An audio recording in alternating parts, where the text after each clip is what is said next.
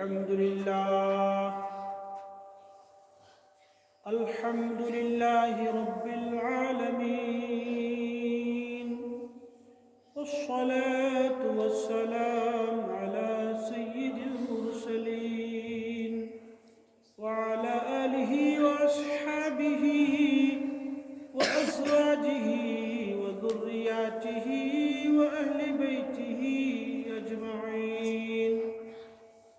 أما بعد، فقد قال الله تبارك وتعالى في كلامه المجيد والفرقان الحميد: فأعوذ بالله من الشيطان الرجيم، بسم الله الرحمن الرحيم.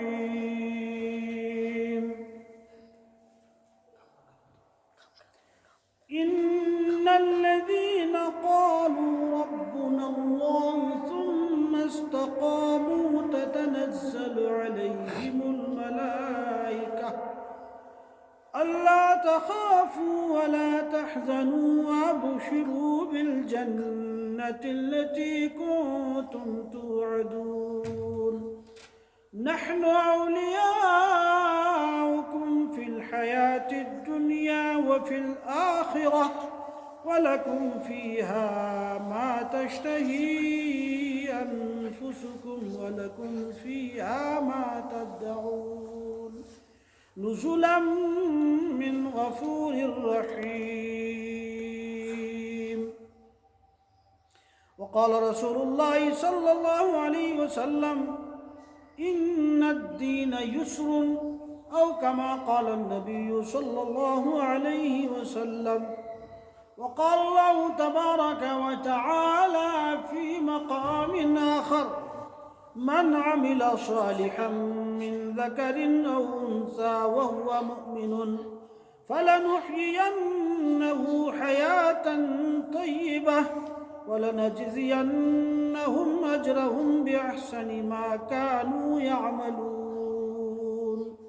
صدق الله العلي العظيم وصدق رسوله النبي الكريم، ونحن على ذلك لمن الشاهدين والشاكرين، والحمد لله رب العالمين.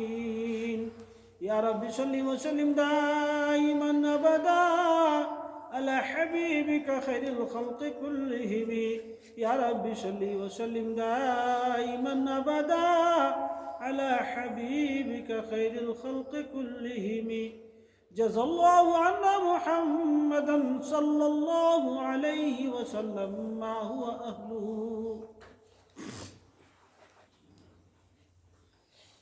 مٹا دو اپنی ہستی کو اگر کچھ مرتبہ چاہو،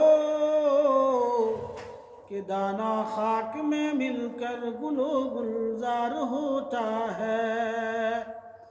خودی کو کر بلند اتنا کہ ہر تقدیر سے پہلے خدا بندے سے خود پوچھے: بتا تیری رضا کیا ہے؟ عمل سے زندگی بنتی ہے جنت بھی جہنم بھی. یہ خاکی یہ خاکی یہ خاکی اپنی فطرت میں نہ نوری ہے نہ ناری. بہت ہی قابل احترام حضرات گرامی اور میرے پیارے دلارے عزیز طلبہ، اس سے قبل جو میں نے گزارشات پیش کی وہ اس موضوع پر بات چل رہی تھی، اس عنوان پر گفتگو ہو رہی تھی کہ استقامت کی بہت بڑی فضیلت ہے. استقامت یعنی اعمال کے لیے اعمال پر ڈٹ جانا، اللہ کو راضی کرنے کے لیے خیرات پر حسنات پر جم جانا اور مسلسل اعمال صالحہ کرتے رہنا. جس نیک کام کا آغاز کیا ہے، جس اچھے کام کی شروعات ہوئی ہے، جس حسن عمل کی افتتاح کیا ہے، اس پر ڈٹ جانا، اس پر ٹھہر جانا، اس پر جم جانا، اس کو کرتے رہنا، چھوڑنا نہیں، پیچھے نہیں مڑنا، پیٹھ نہیں پھیرنا، یہ استقامت ہے۔ یہ نہیں کہ جب جیسا موقع ملا ویسا کر لیا، وہ بات ٹھیک نہیں، وہ بزدلی کی بات ہے۔ استقامت جمنے کو کہتے ہیں، مستقل اعمال صالحہ کرتے رہنے کو کہتے ہیں، ایک اچھے کام پر ڈٹے رہنے اور ٹھہرے رہنے کو کہتے ہیں۔ حضرت سری سقطی رحمۃ اللہ ایک بڑے پائے کے بزرگ گزرے، حضرت جنید بغدادی رحمۃ اللہ علیہ کے بھی استاد تھے۔ ایک مرتبہ ایک عجیب واقعہ اور ایک مکالمہ ہوا، اور ایک درخت کے ساتھ مکالمہ ہوا۔ اللہ جسے چاہے قوت گویائی عطا فرما دے، بولنے کی طاقت عطا فرما دے۔ جیسے پیارے آقا کے لیے پہاڑوں اور درختوں سے سلام کا آنا اور درختوں کا سلام کرنا، درختوں کی فرما برداری کرنا، اپنی جگہ سے اکھڑ کر کے آپ کے پاس آ جانا، کنکروں کا کلمہ پڑھنا، یہ معجزات میں سے اللہ نے قوت گویائی عطا کر دی تھی۔ اسی طرح اولیاء کرام کے ساتھ خرق عادت، خلاف عادت سے ہٹ کر کے ایسے واقعات پیش آتے ہیں جو عام واقعات اس طرح کے پیش نہیں آتے، عام حالات میں اس طرح کی بات نہیں ہوتی ہے، یا اس طرح کے حالات پیدا نہیں ہوتے، واقعات نہیں ہوتے، یا اس طرح کی صلاحیت ان جمادات اور نباتات میں نہیں ہوتی ہے، لیکن کسی خاص موقع پہ ہو جائے تو اسے کرامات اولیاء کہتے ہیں۔ اللہ والوں کی کرامت کہتے ہیں۔ تو حضرت سری سقطی رحمت اللہ علیہ سے ایک درخت نے ایک بار گفتگو کیا اور بات کیا، اور ان سے یہ کہا کہ اے سری، یا سری کنہ مثلی، اے سری سقطی میری طرح ہو جا۔ کس کی طرح ہو جا؟ میری طرح ہو جا۔ تو حضرت سری سقطی رحمت اللہ علیہ نے فرمایا کیفا اکونا مثلک، کیفا اکونا مثلک، میں تمہاری طرح کیسے ہو جاؤں؟ اس سے کیا مراد ہے تمہاری؟ کس طرح ہو جاؤں تمہاری طرح؟ کَإِنَّ الَّذِينَ يَرْمُونِي بِالْأَحْجَارِ فَأَرْمِيهِمْ بِالْأَثْمَارِ، لوگ مجھے پتھر مارتے ہیں۔ درخت نے کہا لوگ مجھے کیا مارتے ہیں؟ پتھر مارتے ہیں، اور اس کے بدلے میں ان کو پھل دیتا ہوں۔ لوگ تو مجھے پتھر مارتے ہیں اور میں اس کے بدلے میں کیا دیتا ہوں؟ پھل دیتا ہوں۔ جیسے یہ ہمارے مدرسے کے لڑکے، یہاں وہ ناشپاتی ہے، اس کو پتھر مارتے رہتے ہیں، اخروٹ کو اس کے درخت کو پتھر مارتے رہتے ہیں، تو وہ ناشپاتی کا درخت یہ تو ادھر سے ناشپاتی کے درخت کو پتھر مارتا ہے، اور ادھر سے وہ درخت ان کو ناشپاتی دیتا ہے۔ کیا دیتا ہے؟ ناشپاتی دیتا ہے۔ ادھر سے یہ اخروٹ کے درخت کو پتھر مارتا ہے، تو وہ ٹہنی ٹوٹ کر کے ان کے اوپر نہیں گرتی، یا یہ کہ وہ کچھ اور کہے، بلکہ وہ ادھر سے ان کو اخروٹ دیتا ہے۔ تو درخت نے حضرت سری سقطی رحمت اللہ علیہ سے یہی کہا کہ تم میری طرح ہو جاؤ، یعنی اس طرح سے میری طرح ہو جاؤ کہ لوگ تو مجھے پتھر مارتے ہیں، لیکن اس کے بدلے میں ان کو پھل دیتا ہوں۔ فَرْمِيهِمْ بِالْأَثْمَارِ، میں ان کو پھل دیتا ہوں۔ تو چونکہ یہ بھی اللہ والے تھے، اللہ والوں کے قلوب جو ہیں وہ منشرہ ہوتے ہیں، کھلے ہوئے ہوتے ہیں، ان کو شرح صدر ہوتا ہے، فہم و فراست اللہ عطا فرماتے ہیں، مشکل سے مشکل سوال کا وہ جواب دے دیتے ہیں۔ تو کہا کہ بھئی بات تو تم نے بہت اچھی کہی ہے، اور یہ صفت تو تمہاری بہت اچھی ہے کہ لوگ تجھے پتھر مارتے ہیں تو اسے پھل دیتا ہے، لیکن یہ تو بتاؤ پھر بھی تم آگ کا ایندھن کیوں بنتی ہو؟ لکڑی آگ کا ایندھن بنتی ہے، درخت آگ کا ایندھن بنتا ہے۔ درخت سے کہا کہ پھر بھی تم جو ہے اے درخت تم جلائے کیوں جاتے ہو، تم آگ کا ایندھن کیوں بنتے ہو، تمہارا ٹھکانہ آگ کیوں ہوتا ہے؟ تمہاری غذا اللہ تعالیٰ نے جو ہے آگ بنایا، آگ کی غذا بنایا، تم آگ کی خوراک بنایا، آگ تمہیں کھاتی ہے، تم جلائے جاتے ہو، یہ کیا مسئلہ ہے پھر؟ تو اب کیا درخت کرتا؟ تو پھر درخت نے جو صحیح جواب ہے وہ دیا، کہا کہ بھئی بات لیکن اصل یہ ہے، بات اصل یہ ہے کہ فَأَمْلَيْتُ بِالْهَوَىٰ هَكَذَا هَكَذَا فَأَمْلَيْتُ بِالْهَوَىٰ هَكَذَا هَكَذَا، لیکن ایک کمی ہمارے اندر یہ ہے کہ میں ہوا کے ساتھ متوجہ اور مائل ہو جاتا ہوں، یعنی جدھر کی ہوا ہو، ایک طرف کی ہوا ہو، دوسری طرف کی ہوا ہو تو اس طرف، تیسری طرف کی ہوا ہو تو اس کے اگلے طرف، اور چوتھی طرف کی ہوا ہو تو اس کی طرف، یعنی جدھر ہوا چلتی ہے ادھر ہی میں بھی چلتا ہوں، ادھر ہی کیا ہوتا ہوں؟ میں بھی چلتا ہوں۔ یہ میری کمی ہے، مجھ میں استقامت نہیں ہے، مجھ میں کیا نہیں ہے؟ استقامت نہیں ہے، ثابت قدمی نہیں ہے کہ ایک ہی جگہ پر میری ٹہنیاں، میری شاخیں، میرے پتے سب ایک ہی جگہ پر ہے، یہ استقامت نہیں ہے۔ اس جو ہے مختلف احوال کی وجہ سے، استقامت نہ ہونے کی وجہ سے اللہ نے مجھے جو ہے آگ کا ایندھن بنایا اور آگ کی غذا بنائی، آگ کی غذا۔ تو معلوم یہ ہوا کہ استقامت کی بہت بڑی فضیلت ہے۔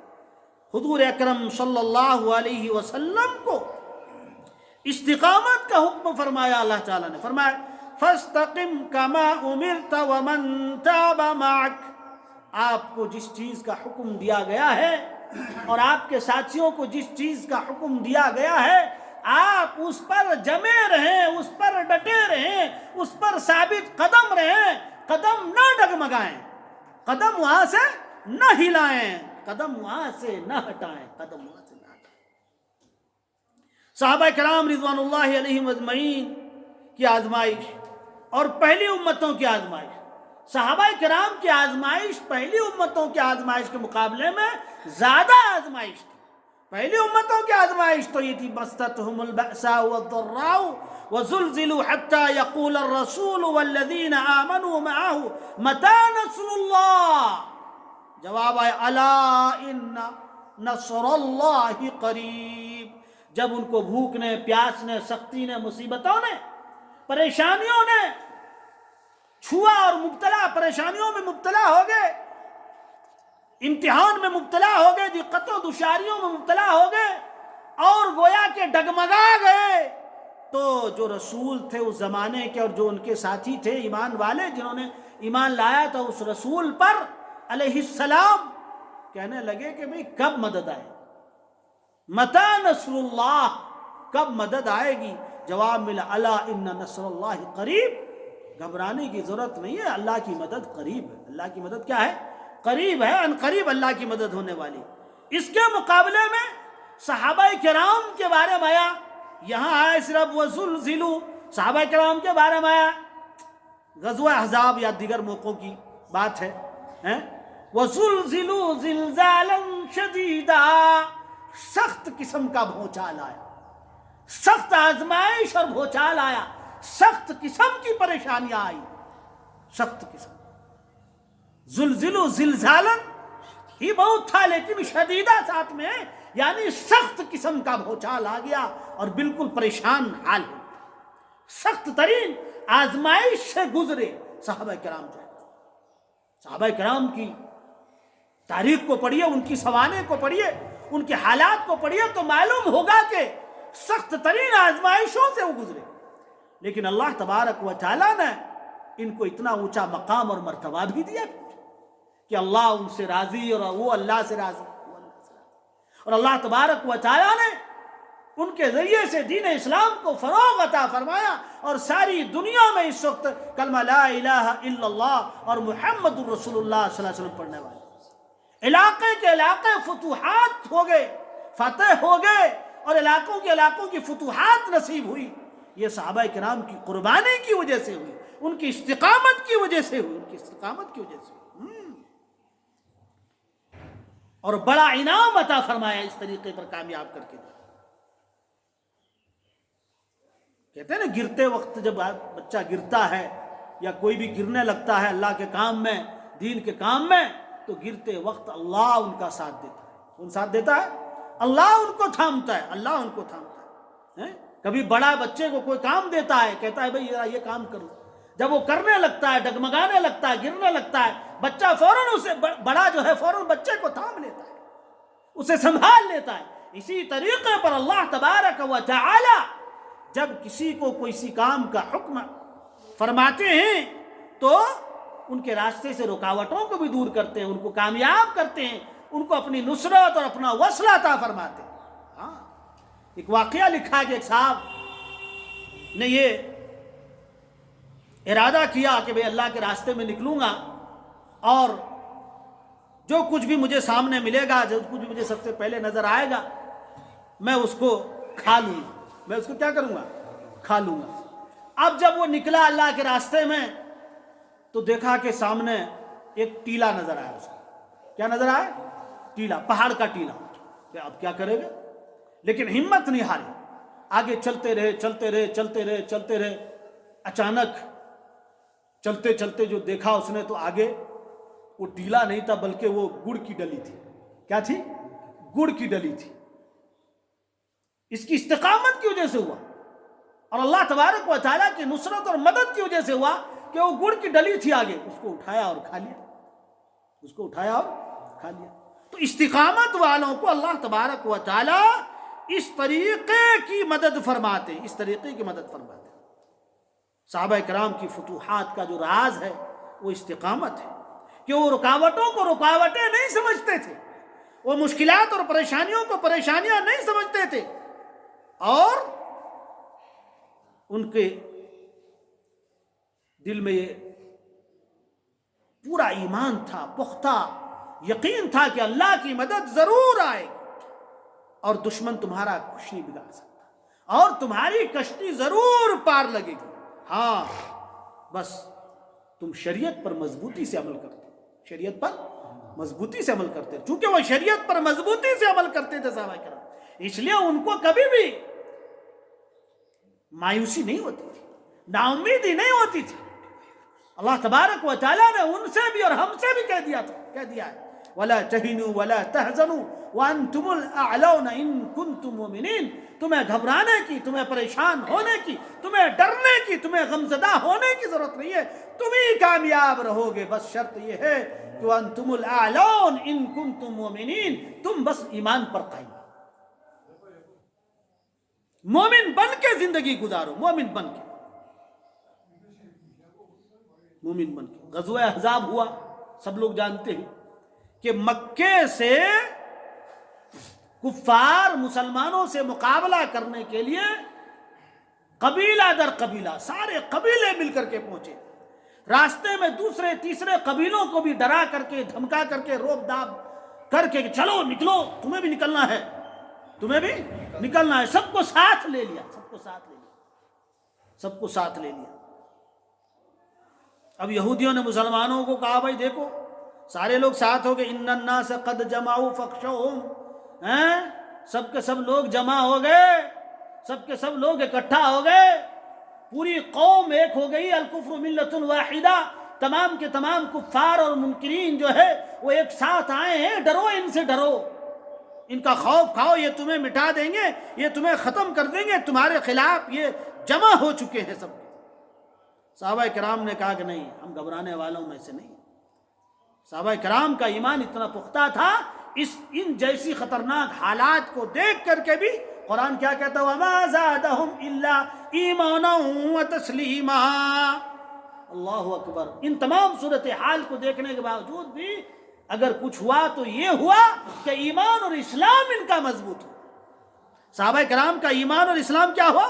مضبوط ہوا. اور یہ بالکل اس سے نہیں گھبرائے کہ بھئی ہمیں گھبرانے کی کوئی ضرورت نہیں ہے. ہاں، اور ان کے غیظ و غضب کو، ان کے غصے، اس سے ہمیں گھبرانے کی ضرورت نہیں ہے. حالانکہ اتنے غصے میں تھے کہ مسلمانوں کو یہ ایسا لگتا تھا جیسے یہ بالکل فنا کر دیں گے، کچا چبا لیں گے، ایک دم ختم کر دیں گے. لیکن اللہ تبارک و تعالیٰ نے ارشاد فرمایا آگے وَرَدَّ اللَّهُ الَّذِينَ كَفَرُوا بِغَيْظِهِمْ وَلَمْ يَنَالُوا خَيْرًا وَكَفَى اللَّهُ الْمُؤْمِنِينَ الْقِتَالَ وَكَانَ اللَّهُ قَوِيًّا عَزِيزًا. فرمایا کہ یہ کفار جس تاب روب دبدبے کے ساتھ آئے تھے، جس غصے کے ساتھ آئے تھے، اپنے غصہ سمیت لوٹ گئے. کیا غصے کے سمیت لوٹ گئی؟ غصے کے ساتھ لوٹ گئی. کچھ نہیں بگاڑ سکے. وَلَمْ يَنَالُوا خَيْرًا، ان کو کوئی خیر نصیب نہیں ہوا، ان کو کوئی اچھائی، کوئی بھلائی یہ نہیں پا سکے. خالی ہاتھ خسران کے ساتھ اور جو ہے یہ ناکامی کے ساتھ اور نامرادی کے ساتھ یہ لوٹے. اور اللہ تبارک و تعالی مومنین کی طرف سے لڑنے کے لیے کافی ہے. مومنین کی طرف سے لڑنے کے لیے کیا ہے؟ اللہ کافی ہے. اس لیے کہ اللہ تبارک و تعالی قوی ہے، طاقتور ہے، عزیزہ غالب ہے اللہ تبارک و تعالی. ہاں، تم اپنے دشمنوں کو نہیں جانتے، اللہ جانتا ہے کیسے دشمن ہے اور ان کے ساتھ کیا ہونے والا. واللہ اعلم باعدائکم. اللہ تبارک و تعالی بخوبی تمہارے دشمنوں کو جانتا ہے کہ کس دشمن میں کتنی طاقت ہے، کیا قوت ہے. لیکن اگر تم اللہ کا بن کر کے رہتے ہو، اللہ کا بن کر کے رہتے ہو، تو اللہ تبارک و تعالی تمہاری نصرت اور مدد کرے گا. بس تمہارے لیے ہے کہ تم استقامت اختیار کرو. فرمایا لن یجعل اللہ للکافرین علی المؤمنین سبیلا. اللہ تبارک و تعالی کافروں کو مومنین کے اوپر راستہ نہیں دیں گے. یعنی ان کے لیے، ان کے اوپر حملے کے لیے راستہ کو آسان نہیں کریں گے، بلکہ ان کو روک دیں گے. ان کو کیا کریں گے؟ روک دیں گے. بس تمہیں نہیں بھاگنا ہے، تمہیں ثابت قدم رہنا ہے، تمہیں ڈٹے رہنا ہے، تمہیں جمے رہنا ہے، تمہیں جمے رہنا ہے. تو اللہ تبارک و تعالی جو ہے ایمان والوں کی حفاظت خود فرماتے ہیں. ہاں، اور راہ حق کے غازیوں کو ہمت اور قوت اور حوصلہ اور جذبہ دیتے ہیں. فرمایا کہ یہ غازی اور یہ استقامت والے ایسے ہوتے ہیں جیسے سیسا پلائی ہوئی دیوار. جو استقامت والے ہوتے ہیں، ڈٹنے والے مومن ہوتے ہیں، پکے ایمان والے، وہ ایسے ہوتے ہیں کافروں کے مقابلے میں جیسے سیسا پلائی ہوئی دیوار. یعنی مضبوط دیوار، مضبوط دیوار، اور مضبوطی کے ساتھ یہ کاروائی کرتے ہیں. ان اللہ یحب الذین یقاتلون فی سبیلہ صفا کأنہم بنیان مرصوص. فرمایا کہ اللہ تبارک و تعالی محبوب رکھتے ہیں، پسند فرماتے ہیں ان لوگوں کو جو ان کے راستے میں سب بندی کے ساتھ مقابلہ کرتے ہیں، اور ایسا مقابلہ کرتے اور ایسا ڈٹے رہتے ہیں جیسے سیسا پلائی ہوئی دیوار اور سیسا پلائی ہوئی بنیاد. مضبوط دیوار کی طرح ڈٹے رہتے ہیں سب بندی کے ساتھ. حضرت خالد بن ولید رضی اللہ تعالی عنہ کی جواں مردی کا واقعہ مشہور ہے. مقابلے کا وقت تھا تو مشورہ ہونے لگا کہ کتنے لوگ مقابلہ کرنا چاہیے. کسی نے 70 کہا، کسی نے 40 کہا، کسی نے 10 کہا. حضرت خالد بن ولید رضی اللہ تعالی عنہ نے کہا کہ میں اکیلا کافی ہوں. میں کیا ہوں؟ اکیلا کافی ہوں. کہا گیا یہ تکبر نہیں ہے؟ کہا نہیں، یہ تکبر نہیں ہے، یہ حوصلے کی بات ہے، ایمان کی بات ہے. اس لیے کہ مومن جو ہوتا ہے وہ مومن باز ہوتا ہے. مومن کیا ہوتا ہے؟ باز اور شاہین ہوتا ہے مومن. اور کفار جو ہوتے ہیں یہ پھنسے ہوئے پرندے ہوتے ہیں. کیا ہوتے ہیں؟ پھنسے ہوئے پرندے. ان پھنسے ہوئے کو جو بھاگ بھی نہ سکے، ان پھنسوں ہوئے کو چمٹنا اور ان کو لینا اور ان کو چنگل میں لانا اور ان پر جھپٹنا تو آسان ہوتا ہے. مومن باز ہوتا ہے، مومن شاہین ہوتا ہے. قابی روح جب بیدار ہوتی ہے، جوانوں میں نظر آتی ہے ان کو اپنی منزل آسمانوں میں، نظر آتی ہے ان کو اپنی منزل آسمانوں میں. صحابہ کرام نے تو لوگ تری میں اور دریا میں اور سمندر میں ہیں اور ندی میں کشتی چلاتے ہیں. صحابہ کرام نے تو خشکی میں کشتی چلائی اور جنگ جیتا.